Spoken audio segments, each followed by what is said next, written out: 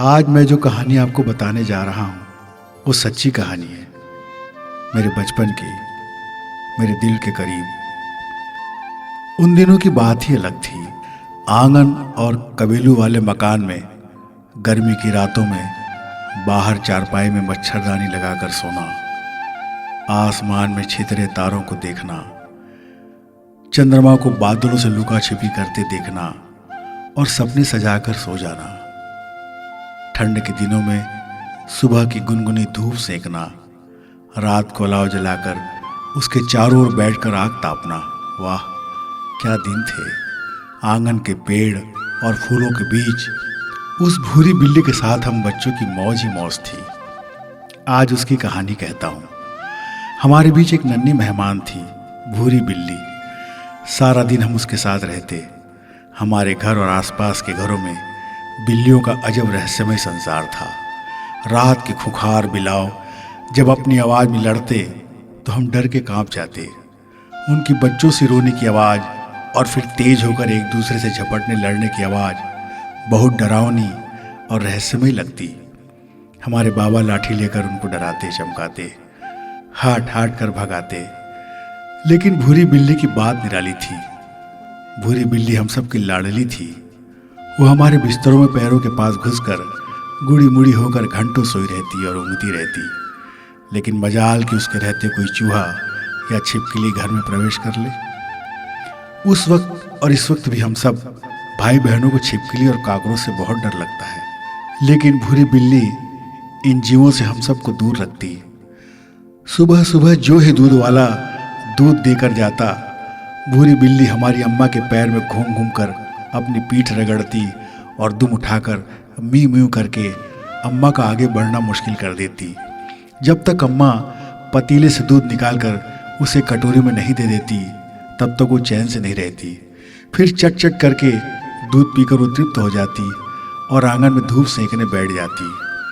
अम्मा कहती कि छछूंदर लक्ष्मी जी का रूप होती है, वो घर की सफाई देखने आती है, वो घर में आती है तो शुभ होता है, उसे कभी मारना नहीं। ना जाने अम्मा की बात का भूरी बिल्ली पर क्या असर था कि उसने छछूंदर को कभी पंजा नहीं मारा। हाँ, चूहे दिख गए तो उनकी शामत है, वो उन्हें मार देती लेकिन उन्हें कभी खाती नहीं थी। ये भी हम सब के लिए अचंभे वाली बात थी। हम उसके मारे हुए चूहे को बाहर नुक्कड़ में फेंक आते। हमारे साथ रहते रहते वो शाकाहारी हो गई थी, हम सब की लाडली भूरी बिल्ली। हम स्कूल से लौटते तो हमसे ऐसे लिपटती कि उसका प्यार देखकर हम सारी थकान भूल जाते। उसे हमारे घर की सफाई का इतना ख्याल होता कि हर दिन बाहर कहीं जाकर अपना पेट साफ करके आती। उससे हम सब का एक तरह का रिश्ता बन गया था। हमारे पड़ोसी उसे बामन बिलाई कहा करते। इतनी सीधी और साफ सुथरी और हम सब की भावना का कद्र करने वाली वो भूरी बिल्ली हमें कभी जानवर नहीं लगी। उसकी वफादारी का जवाब नहीं था। कहते हैं कि बिल्ली स्वार्थी होती है और कुत्ते स्वामी भक्त और वफादार होते हैं, जबकि हमारे घर में इसके उलट था। इस तरह हम सब मजे कर रहे थे, लेकिन वक्त तो बदलता ही है। हम भले उसे एक सा महसूस कर रहे हों, पर वक्त एक सा कभी नहीं रहता। परिवर्तन तो उसकी पहचान है। वो कब कैसा रूप दिखाए कोई नहीं जानता। वक्त कभी रेशम सा मुलायम एहसास दिलाता है और कभी अपने भयानक खूनी पंजे और दांतों से सब चीर फाड़ कर रख देता है। हमारे साथ भी आखिर एक दिन अनहोनी हो ही गई। हुआ ऐसा कि हम सब सुबह स्कूल चले गए। अम्मा रसोई में व्यस्त हो गई। हर दिन की तरह भूरी बिल्ली आंगन में बैठी धूप सेकती ऊँघ रही थी। अमूमन वो सतर्क रहती बाहरी आवारा कुत्तों से। कोई कुत्ता गुजरता तो झट से अंदर आ जाती थी। लेकिन उस दिन न जाने क्या हुआ, उसे कुछ ज़्यादा भरोसा हो गया बाहर वालों पर। वो उन्हें भी हम जैसा दुलार वाला समझ गई। लेकिन दो दो कुत्तों के हमलों से वो इस तरह घिर गई कि उनके पंजों और दांतों से बच नहीं पाई। पीछे गली के दोनों कुत्तों ने उस पर ऐसा झपट्टा मारा कि वो संभल ही नहीं पाई। फिर उन दोनों ने उसे अपने जबड़े में जकड़कर उसका ऐसा हाल किया कि वो बुरी तरह जख्मी हो गई। उसकी रीढ़ टूट गई और पेट में गहरे जख्म हो गए।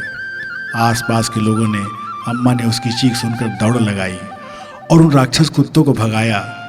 लेकिन तब तक बहुत देर हो चुकी थी। दोनों कुत्ते उसे नोच कर भाग गए। उसकी अंतिम सांसें चलने लगी। अम्मा ने पानी दूध उसके मुंह में डाला, उसे बचाने की कोशिश करती रही, लेकिन वो बच नहीं सकी। अम्मा की ओर कातर दृष्टि से देखती उसने आंखें बंद कर ली। अम्मा भी अपने आंसू रोक नहीं पाई। हम स्कूल से लौटे तो इस दृश्य को देखकर अवाक रह गए।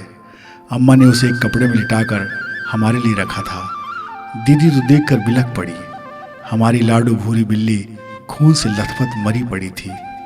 सुबह सुबह उसके साथ खेलकर हम स्कूल गए थे और उसने हमें विदा किया था, और अभी वो निस्तेज आंखें खुली किए पड़ी थी। हम सब रोते हुए उसे घर के आगे मैदान में दफन कर आए, लेकिन कई दिनों तक हम सब के चेहरे पर उदासी बनी रही। दीदी तो उसे याद करके सुबकती रहती थी।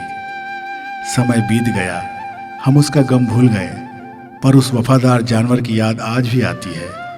हमारी दीदी अब नहीं रही, उनके साथ उस बिल्ली का नाता ज़्यादा था। आज दोनों नहीं हैं, पर समय उनकी हर पल की याद की फिल्म बनाकर हमें अपने थिएटर में आज भी दिखाया करता है। हम वो फिल्म देख रहे हैं। आज पर्दे से मंजर बदल गया है, पर यादें नहीं बदली। यादें वैसी ही हैं, ये बार बार आ जाती हैं उसी तरह, उसी एहसास, उसी महक और उसी खुशबू के साथ। हमारी भूरी बिल्ली चली गई एक वफादार जीव।